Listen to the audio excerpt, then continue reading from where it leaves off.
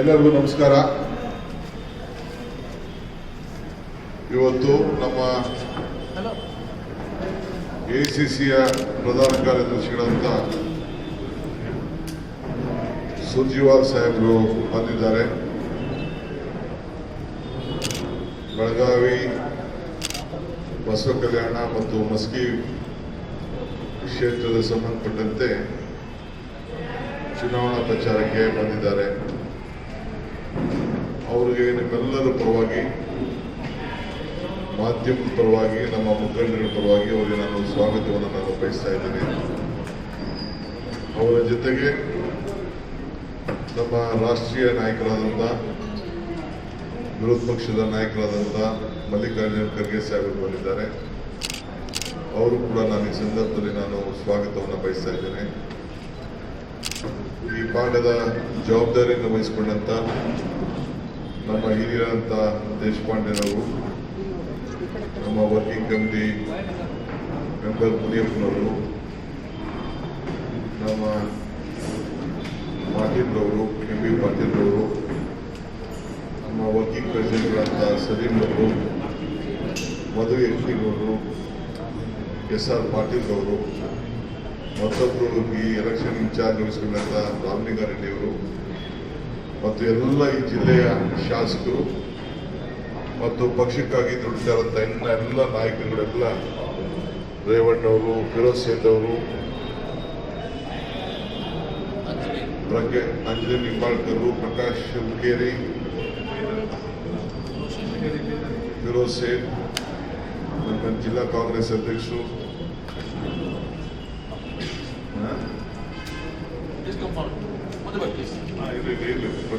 ಪ್ರಕಾಶ್ ಹುಕ್ಕೇರಿ ಅವರು, ನಮ್ಮ ಬಿಜಾಪುರ ಗೌಡ್ರು ಎಲ್ಲ ಕೂಡ SR ವೆಂಕಟೇಶ್ ಅವರು,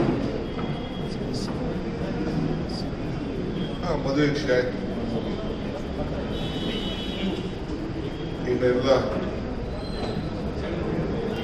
ಇಂಡಿ ಕ್ಷೇತ್ರದ ಶಾಸಕರು, ಯಶವಂತರಾಯ್ ಗೌಡ್ರು, ಅಜಯ್ ಸರ್ನಾಯಕ್ ಅವರು,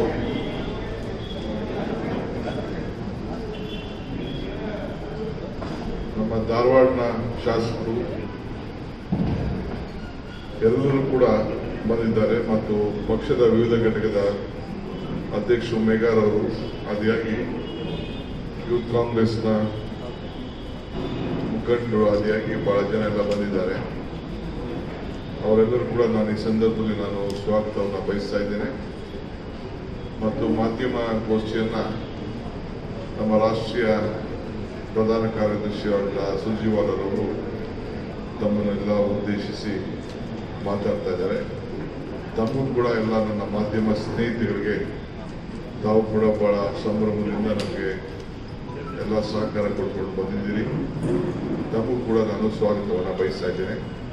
ಈಗ ತಮ್ಮನ್ನು ಉದ್ದೇಶಿಸಿ ನಮ್ಮ ಎಐಸಿಸಿಯ ಜನರಲ್ ಸೆಕ್ರೆಟರಿ ಮತ್ತು ಪಕ್ಷದ ವಕ್ತಾರ ಸುರ್ಜಿವಾಲ್ ಸಾಹೇಬರು तमाम उद्देश्य से माता। ये संसदीय चुनाव और विधानसभा के चुनाव कर्नाटक के साथ साथ पूरे देश में एक नई दशा और एक नई दशा बदलने के चुनाव हैं। आज पूरा देश, जैसे DK शिव कुमार जी कह रहे थे, खड़गे साहब कह रहे थे, हमारे अन्य वरिष्ठ नेतागण सब यहाँ बैठे हैं और अलग अलग समय इन्होंने आपको बताया। देश बदलाव चाहता है, कर्नाटक भी बदलाव चाहता है, क्योंकि ना शासन ना सरकार, केवल और केवल भ्रष्टाचार, ये येदियुरप्पा सरकार की कहानी बन गई। इन देश में कई पायदानों पर भारतीय जनता पार्टी की येदियुरप्पा सरकार सबसे ऊपर है। कुशासन में अगर हिंदुस्तान में सारी सरकारें गिने तो शायद पहले नंबर पर कुशासन में, यानी मैल एडमिनिस्ट्रेशन में, येदियुरप्पा सरकार पहले नंबर पर है। भ्रष्टाचार में, करप्शन में येदियुरप्पा सरकार देश में पहले नंबर पर है। मैल गवर्नेंस में येदियुरप्पा सरकार देश में पहले नंबर पर है, क्योंकि ये सरकार कर्नाटक की मेहनती और बहादुर जनता की वोट से नहीं चुनी गई। ये एक नाजायज सरकार है। It's an illegitimate government born out of murdering democracy and the mandate of people of Karnataka। ये एक नाजायज सरकार है जो प्रजातंत्र का चीरहरण करके बनाई गई है। ये कर्नाटक की जनता के वोट से चुनी हुई सरकार नहीं। और साथियों, चारों तरफ अफरा तफरी का आलम है।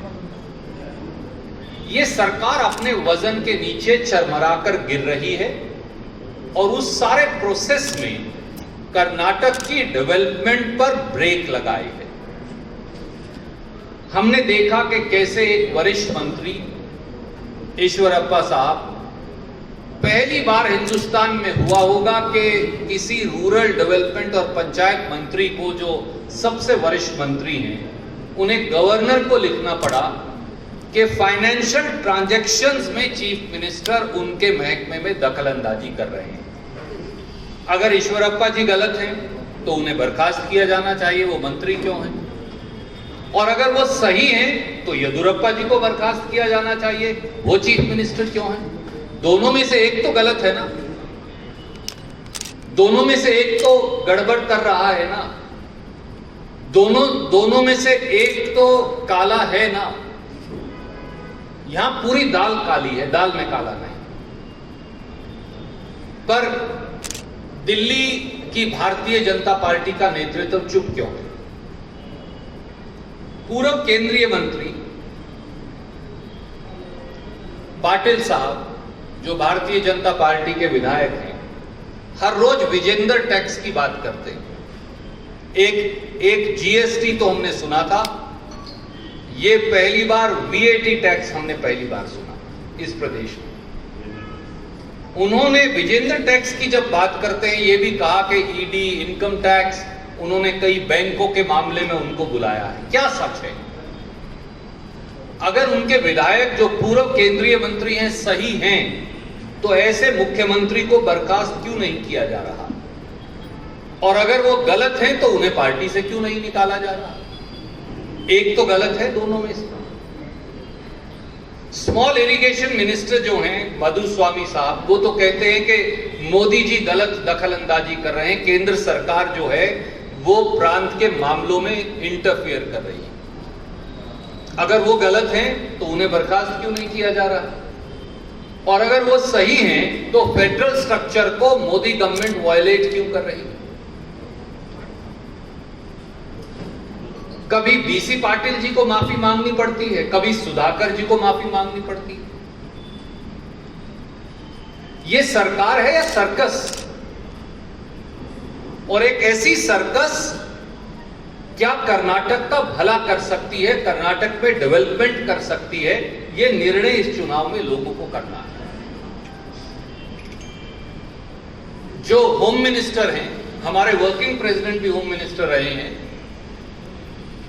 और उनके समय में कानून व्यवस्था का एक औरा था। पर आज बोम्मई साहब होम मिनिस्टर हैं, उनको वो अपने महकमे के आईएएस ऑफिसर्स को ही कंट्रोल नहीं कर पाते। उनके अधिकारी ही कुत्ते बिल्लियों की तरह लड़ रहे हैं। जो होम मिनिस्टर अपने आईएएस अफसर पर कंट्रोल नहीं कर सकता, वो क्राइम और क्रिमिनल्स पर कंट्रोल कैसे करेगा? और अगर वो नहीं कर सकते तो चीफ मिनिस्टर उन्हें बर्खास्त क्यों नहीं करते? ये सरकार चलेगी कैसे? ये सरकार चलाएगा कौन? और ये सरकार इस प्रदेश में डेवलपमेंट करवाएगी कैसे? और यही नहीं, मुख्यमंत्री जी ने, चीफ मिनिस्टर ने बहुत सारे, जो आया उसी को झूठा वादा कर दिया। जिसने जो मांगा, आसमान से तारे चाहिए, तुम तारे ले जाओ। नहीं साहब, मेरा तारे में काम नहीं चलता, मुझे चांद भी चाहिए, ओके तुम चांद भी ले जाओ। मेरा चांद से काम भी नहीं चलता, मुझे सूर्य पे जमीन चाहिए, तुम सूर्य पे जमीन का पट्टा ले जाओ। और उन्होंने पूरे समाज को विभाजन कर दिया, पूरी सोसाइटी को डिवाइड कर दिया। हमारे मेहनती वाल्मीकि समाज के लोग आज रिजर्वेशन एसटी रिजर्वेशन बढ़ाने की मांग रखे हुए हैं, क्योंकि उन्हें कहा था कि बढ़ाएं। हमारे जो मराठा भाई हैं उनको बोला कि 2A रिजर्वेशन देंगे, परंतु आज याद ही नहीं आती। चुनाव है, थोड़ा याद आएगा फिर भूल जाए। हमारे कोली समाज के, यादव समाज के जो साथी हैं वो एसटी स्टेटस की मांग कर रहे हैं। हमारे उपारा समाज के, कुरुबा समाज के जो साथी हैं वो एसटी स्टेटस की बात कर रहे हैं। और पंचमशाली लिंगायत जो हमारे भाई बहन हैं वो 2A रिजर्वेशन की मांग रखे हैं। पूरे समाज को पहले आपने वादा किया, फिर आप वादे से बदल गए। क्यों? कर्नाटक डेवलपमेंट कब करेगा? आप कह रहे थे कर्नाटक में जॉब्स हैं, नौजवानों की अपनी होप्स हैं, वो कब पूरी होंगी? चारों तरफ अफरा तफरी है। हमने देखा कि पूरा ट्रांसपोर्ट डिपार्टमेंट स्ट्राइक पर है, क्योंकि पहले मुख्यमंत्री ने, चीफ मिनिस्टर ने कहा कि उनको 6th पे कमीशन देंगे। अब चीफ मिनिस्टर उनकी जॉब्स को निकाल रहे हैं, टर्मिनेट कर रहे हैं। क्यों? उन्हें एस्मा लगाकर उन्हें गिरफ्तार किया जा रहा है। ट्रांसपोर्ट के एम्प्लॉइज क्या इस धरती के बेटे और बेटी नहीं? क्या उनका कर्नाटक पर अधिकार नहीं? क्या 6th पे कमीशन उन्हें नहीं मिलना चाहिए? तो फिर क्यों नहीं दे रही सरकार? और उनको अब नौकरियां बर्खास्त कर प्रोबेशनर्स और रेगुलर एम्प्लॉइज की उन्हें मैलट्रीट क्यों किया जा रहा है? हमारे किसान भाई बहन जो है, किसान कांग्रेस के अध्यक्ष यहां बैठे हैं, लाखों किसान दिल्ली के दरवाजे पर बैठे हैं, और इधर येदियुरप्पा साहब लैंड रिफॉर्म्स एक्ट में अमेंडमेंट कर बाकी का अधिकार और जमीन और छीन रहे हैं। और कर्नाटक से लेकर दिल्ली तक का सारा किसान आंदोलित है। कुछ बचा है तो आप डीएपी का जो फर्टिलाइजर है उसके 50 किलो बैग को 1200 रुपए से 1900 रुपए आपने कर दिया। यूरिया को 242 रुपया से 266 रुपया 50 पैसे कर दिया। पोटाश और सुपर खाद के दाम बढ़ा दिए। पहली बार खेती पर टैक्स लगाया। फर्टिलाइजर पर 5% जीएसटी, पेस्टिसाइड्स पर 18% GST, agriculture equipment, tractor tyres पर 12% से 18% जीएसटी। वाई? अगर मोदी सरकार 7,77,000 करोड़ 7,77,000 करोड़ कॉर्पोरेट्स का माफ कर सकती है, अगर मोदी सरकार और बीजेपी 1,45,000 करोड़ 1,45,000 करोड़ के टैक्स कंसेशन इंडस्ट्रीज को दे सकती है, तो कर्नाटक और देश के किसान को क्यों नहीं? आशा वर्कर्स को ले लीजिए, वो अपनी तनख्वाह बढ़ाने के लिए आंदोलन कर रहे हैं। एसडीए और एफडीए के जो कैंडिडेट्स हैं उन्हें नौकरी की चिट्ठी के लिए वो लड़ रहे हैं। लेबर के जो हमारे गरीब भाई हैं, वो लेफ्ट से हो, राइट से हो, बैकवर्ड्स हो, वो अपने अधिकारों की लड़ाई लड़ रहे हैं। जो कोरोना वॉरियर्स हैं वो अपने इक्विपमेंट के लिए लड़ रहे हैं, क्योंकि उनके पास सेफ इक्विपमेंट ही नहीं। तो ये सरकार चलेगी कैसे? और कोरोना की जो मिसमैनेजमेंट है वो अब लीजेंडरी हो गई। पहले फ्लड 2019 में मिसमैनेज किया। जो यहां बैठे हैं केंद्रीय मंत्री प्रहलाद जोशी साहब, शर्म आनी चाहिए आपको भी और मुख्यमंत्री येदियुरप्पा जी को भी कि एक हमारी बहन को अपने घर जो नष्ट हुआ था 2019 फ्लड्स में, उसके मुआवजे के लिए मंत्री मिले नहीं, चीफ मिनिस्टर मिले नहीं, यूनियन मिनिस्टर मिले नहीं, और श्रीदेवी नाम की हमारी उस बहन को जहर खाकर मिनिस्टर के घर के बाहर आत्महत्या करनी पड़ी। आप वोट मांगने में बिजी हैं। क्यों? कोरोना में पहले पुराने हेल्थ मिनिस्टर और नए हेल्थ मिनिस्टर दोनों लड़ते रहे, और अब तो लेटेस्ट स्टडी आज ये कह रही है कि 30 अप्रैल तक 13 लाख से ज्यादा एक्टिव केस कर्नाटका में हो जाएंगे, परंतु सरकार के पास कोई रास्ता नहीं। वैक्सीनेशन ड्राइव में लोगों ने विश्वास खो दिया। हर रोज आप ऑर्डर बदल देते हैं। एक दिन बोले अभी रात का कर्फ्यू लगेगा, एक घंटे बाद बोले नहीं अब रात का कर्फ्यू नहीं लगेगा। एक दिन बोले सारे जिम्स बंद कर देंगे, अगले दिन बोले नहीं सारे जिम खोल देंगे। एक दिन बोले सारे थिएटर्स बंद कर देंगे, अगले दिन बोलते हैं सारे थिएटर खोल देंगे। एक दिन बोलते हैं कि ये आदेश जारी करेंगे, अगले दिन दूसरा आदेश जारी करते हैं। ये सरकार है, सर्कस है। आप ऐसा ऑर्डर जारी क्यों करते हैं जो आप लागू नहीं कर सकते?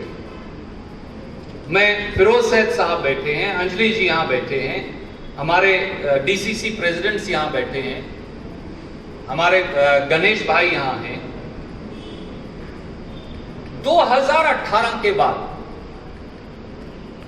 यहां कॉरपोरेशन के आपने चुनाव ही नहीं करवाए। इसे स्मार्ट सिटी कहते हैं। अगर मोदी जी और येदुरप्पा जी 1 किलोमीटर पैदल चलकर दिखा दें इस शहर की सड़क पर, तो जो वो सजा कहें हम भुगतने को तैयार हैं। गड्ढे में गिर जाएंगे और चोट लग जाएगी। इस तरह की अनस्मार्ट सिटी उन्होंने स्मार्ट सिटी को बना दिया और लोगों को चुने हुए प्रतिनिधियों के अधिकार से भी छीन लिया। इसलिए हमारे जो उम्मीदवार हैं, जो कांग्रेस के वर्किंग प्रेसिडेंट भी हैं, झारकिहोली साहब, उनका एक अपना रुतबा भी है, तरीका भी है और मेहनत करने का उनका एक रास्ता है। और इसलिए ये जो चुनाव है वो विधानसभा के हों और खासतौर से जो लोकसभा का चुनाव है, ये एक नया रेफरेंडम इस सरकार को चलता करने के साबित होगी। कांग्रेस पार्टी जैसे ही यहां से जीत कर जाएगी, 24 घंटे के अंदर येदुरप्पा सरकार अपने वजन के नीचे खुद गिर जाएगी। गिरेगी तो ही, क्योंकि दिल्ली भी इंतजार कर रही है कि कब चीफ मिनिस्टर को बर्खास्त करें। वो भी अपना नया आदमी लेकर आना चाहते हैं, केवल इस चुनाव की इंतजार में। इस चुनाव के बाद पाटिल साहब और देश पांडे जी और हम सब चर्चा कर रहे थे, मुश्किल है कि मुख्यमंत्री अपने पद पर रह पाएंगे, पर ये उनका मामला है। पर सवाल ये है कि ना शासन ना सरकार, केवल भ्रष्टाचार। एक ऐसी सरकार को बदलने के लिए आपके माध्यम से हम इस पूरे संसदीय क्षेत्र के साथियों से ये आगाह करेंगे, उन्हें रिक्वेस्ट करेंगे, उन्हें अनुरोध करेंगे कि कांग्रेस ही दोबारा से कर्नाटक को डेवलपमेंट, जॉब्स और सबको साथ लेकर चल सकती है। धन्यवाद। कोई प्रश्न पूछना चाहे तो स्वागत है।